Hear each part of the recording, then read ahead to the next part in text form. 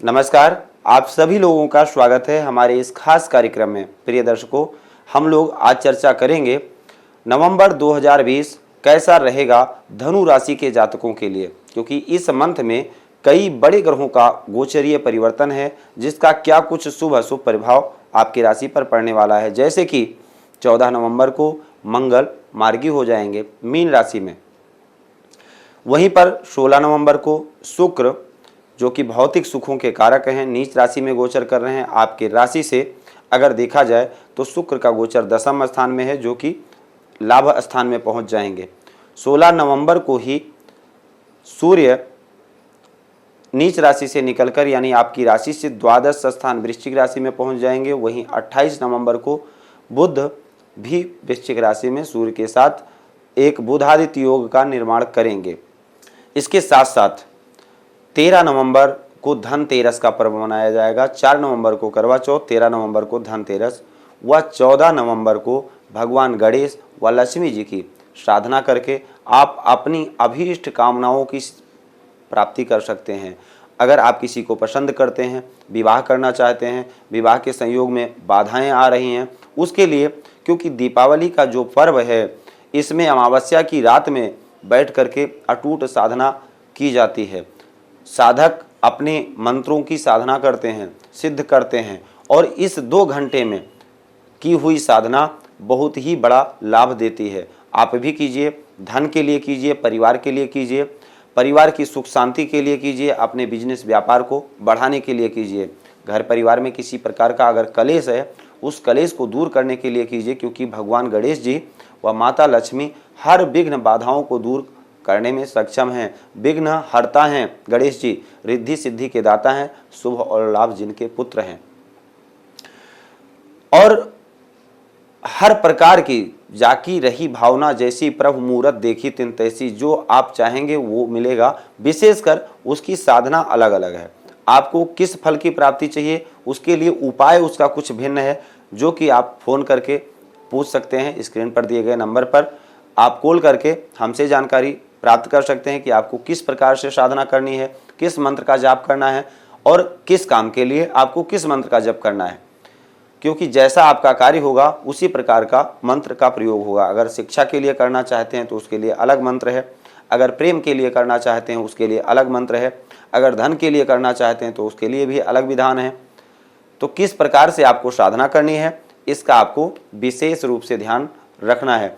साथ ही वो समय होगा रात्र को 12 बजे से लेकर के और 2 बजे तक, यानी 14 तारीख की रात में 12 बजे से प्रारंभ होगा और 2 बजे तक सिंह लगन में ये पूजन किया जाता है। दूसरे नंबर पर आप घर में जो माता लक्ष्मी जी की स्थिर लक्ष्मी की साधना करेंगे, वो शाम को 5:30 बजे से लेकर के 7:30 बजे के बीच में वृषभ लगन होगा। इस समय पर आप साधना करेंगे। अगर दुकान, ऑफिस, व्यापार स्थल पर अगर आप पूजन करना करेंगे तो उसका समय होगा अभिजित मुहूर्त दिन में 11:49 से लेकर के और 12:33 तक। वहीं पर अगर चौघड़िया की बात करें तो चर की चौघड़िया होगी सुबह 8 बजे से लेकर के और 9:47 तक। लाभ की चौघड़िया होगी 9:47 से 10:47 तक। अमृत की चौघड़िया होगी 10:49 से 12:11 तक और शुभ की चौघड़िया होगी 13:34 से लेकर के और 14:56 तक। ये दिन की चौघड़िया है। अगर आप दुकान पर पूजन करते हैं तो चर की चौघड़िया में अगर पूजन करेंगे तो आपके लिए शुभ होगा। साथ ही लाभ की चौघड़िया में भी पूजा आप कर सकते हैं, अच्छा है। ये चारों चौघड़िया अपने आप में ठीक है, लेकिन विशेषकर चर व लाभ में आपको अपने व्यापार स्थल पर पूजन करना चाहिए। वहीं अगर शाम की चौघड़िया की बात करें तो शाम की जो चौघड़िया है शुभ की, वो 17:41 से लेकर के 19:19 तक शुभ की चौघड़िया रहेगी। 19:19 से लेकर के 20:56 तक अमृत की चौघड़िया रहेगी और चर की चौघड़िया रहेगी 20:56 से 22:34 तक। तो इन विशेष मुहूर्तों का आपको ध्यान रखना है और पूजन करना है। प्रिय दर्शकों, मैं हूं या आप, आम हो या खास, हर जातक के मंथ में 2-4 दिन कुछ ऐसे होते हैं जो तनावपूर्ण होते हैं। बिना किसी कारण कई बार हमारा मन अशांत रहता है, कई बार ऑफिस की परेशानी होती है या नहीं होती है, कई बार घर की परेशानियां होती हैं या नहीं होती हैं, लेकिन फिर भी हमारा मन अशांत रहता है। ऐसा क्यों? ऐसा इसलिए क्योंकि हमारे मन और मस्तिष्क के स्वामी चंद्रमा का गोचर जब भी हमारे राशि से चौथे, 8वें और 12वें स्थान में होता है तो ये स्थिति उत्पन्न होती है।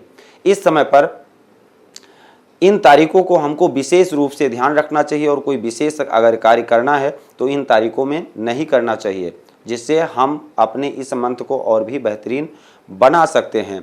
वो तारीखें हैं 7, 8, 15, 16, 24, 25, 26, जिसमें चंद्रमा का गोचर आपकी राशि से 4, 8 और 12 भाव में होगा, क्योंकि चंद्रमा ही बड़े उलट फेर के कारक हैं, बड़े परिवर्तन के कारक हैं। फलादेश करते समय चंद्रमा का बहुत बड़ा अहम रोल होता है, क्योंकि चंद्रमा मन मस्तिष्क के स्वामी हैं। आपकी राशि के स्वामी बृहस्पति का गोचर आपकी ही राशि में रहेगा 20 नवंबर तक। सूर्य और बुध की स्थिति अगर देखा जाए, सूर्य, बुध और शुक्र जो कि नवम, दशम और एकादश स्थान के स्वामी हैं, ऐसा योग बनने पर कहते हैं महासाम्राज्य योग बन जाता है। नवम दशम के स्वामी नवम, दशम और एकादश स्थान में ही स्थित हों तो एक बहुत ही सुंदर योग बनता है। लाभ स्थान के स्वामी कर्म स्थान में, कर्म स्थान के स्वामी लाभ स्थान में। बहुत ही ये मंत्र आपके लिए बहुत ही अच्छा विशेषताओं को लेकर के आ रहा है। नए कार्य की योजनाएं बनेंगी, नया व्यापार आरंभ हो सकता है, भूतकाल में की गई प्लानिंग आपकी कामयाब होगी। कोई भी विशेष कार्य आप इस मंथ में प्रारंभ करें और जिसका आपको लाभ भी अच्छा देखने को मिलेगा। इन्वेस्ट अच्छा होगा। राहु का गोचर आपके राशि से छठे स्थान में है और राहु का गोचर आपके राशि से छठे स्थान में बहुत ही अच्छा परिणाम दे रहा है, क्योंकि कहते हैं 63 गते पापो जन्मांगे शोभना भवेत्। छठे स्थान में राहु का गोचर आपके बिजनेस व्यापार को बढ़ाएगा, आपके मन को प्रफुल्लित करेगा, आपका साहस उत्साह भरपूर मात्रा में होगा। लेकिन आपको अपनों से सावधान रहना है, क्योंकि अपने ही कुछ षड्यंत्र कर सकते हैं आपके साथ। छठे स्थान के राहु का ये प्रभाव है, क्योंकि राहु का प्रभाव आपके कर्म स्थान पर होगा और कर्म स्थान पर पड़ने से कार्य क्षेत्र में आपको विशेष सावधानी बरतनी है। छोटी छोटी बातों को बहुत ही बारीकी से चेक करना चाहिए, क्रॉस चेक कर लेना चाहिए कि कहीं कोई गलती तो नहीं होती है, कहीं कोई गलती तो नहीं हो रही है। साथ ही अगर कहीं पर भी कोई साइन करते हैं तो उस पेपर को पढ़ना बिल्कुल मत भूलिएगा। देवगुरु बृहस्पति का आशीर्वाद आपके भाग्य पर मिल रहा है। शिक्षा विद्यार्थियों के लिए, फाइनेंस की दृष्टि से अगर देखा जाए तो ये मंथ अच्छा रहेगा। शनि देव की उतरती हुई 7.5 का प्रभाव आपके राशि पर है। शनि देव यही कह रहे हैं कि धर्म की तरफ आप अपने कदम को बढ़ाइए, क्योंकि पैर पर उतरती हुई 7.5 का प्रभाव पैर पर होता है। तो अगर आपके कदम धर्म की तरफ चलेंगे, निश्चित है सारी परेशानियों को खत्म कर देंगे। छोटी मोटी परेशानियां परिवार से संबंधित, माता से संबंधित या भूमि विवाद, पैतृक संपत्ति आदि से संबंधित विवाद देखने को मिल सकते हैं, लेकिन उसको आपको बहुत ही समझदारी से, बहुत ही सौम्यता से, बुद्धिमानी से निपटना है, क्योंकि शनिदेव की दृष्टि चतुर्थ स्थान पर है। चौथे स्थान में ही मंगल वक्री होकर के स्थित होंगे, जो कि 14 नवंबर को मार्गी हो जाएंगे। हैं देवगुरु बृहस्पति की राशि में, लेकिन मंगल का वक्र होकर के स्थित होना ये आपके लिए शुभ नहीं है। खास करके परिवार के लोगों के साथ संबंध आपको अच्छे रखने हैं। एकादश और पंचम के स्वामी का आपस में दृष्टि संबंध बन रहा है और ये संबंध रहेगा 16 नवंबर तक। एक धन का बहुत ही अच्छा योग बना हुआ है पत्रिका में। विशेष रूप से अगर देखा जाए तो धन के, आय के, आगम के स्रोत आपको बनते हुए दिखाई देंगे। अगर आप लव लाइफ में हैं तो अपने पार्टनर के साथ आपको भ्रमता की स्थिति नहीं उत्पन्न होने देनी है, लड़ाई झगड़ा नहीं करना है, क्योंकि मंगल वक्री हैं और जब तक मंगल वक्री रहेंगे, खास करके 14 नवंबर तक, तब तक आपको विशेष इन बातों का ध्यान रखना है। संतान से संबंधित छोटी मोटी चिंताएं हो सकती हैं। जो लोग उच्च शिक्षा के लिए प्रयास कर रहे हैं उनके लिए समय उत्तम है, बेहतरीन है। और 20 नवंबर के बाद देवगुरु बृहस्पति व शनि का जब संयोग बनेगा, मणिकंचन नामक योग बनाएंगे और ये योग आपके लिए बहुत ही बेहतरीन होगा, शत्रुओं का दमन कर पाएंगे। साथ ही कर्ज से काफ़ी आपको राहत मिलेगी।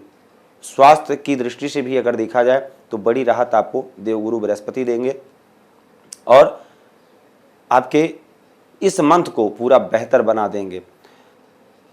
तो प्रिय दर्शकों, ये रहा नवंबर 2020 धनु राशि के जातकों के लिए राशि फल का गोचर। अगर आपका कोई विशेष प्रश्न है, आप अपनी कुंडली का संपूर्ण फलादेश करवाना चाहते हैं, तो उसके लिए स्क्रीन पर दिए गए नंबर पर आप कॉल कर सकते हैं, बात कर सकते हैं। जो भी आपकी समस्या है उसका समाधान जरूर किया जाएगा। आज के लिए सिर्फ इतना ही। आप सभी लोगों का बहुत बहुत धन्यवाद। जय श्री सीताराम। भूमि, भवन, वाहन, धन संपत्ति, शादी, व्यापार एवं संतान आदि से संबंधित समस्याओं से हैं परेशान और चाहते हैं उसका संपूर्ण निदान, तो ज्योतिर्विद अमरीश तिवारी जी से तुरंत संपर्क करें। हमारे संपर्क सूत्र हैं 9718504998। हमारे यहाँ वैदिक ब्राह्मणों के द्वारा सभी प्रकार के पूजा पाठ, कर्मकांड, यज्ञ अनुष्ठान, विवाह, गृह कलेश, काल सर्पदोष व नवग्रहों की पूजा आदि कराई जाती है। हमारे यहाँ सभी प्रकार के यंत्र, राशि रत्न, कवच, जन्मपत्री एवं रुद्राक्ष सिद्ध किए जाते हैं।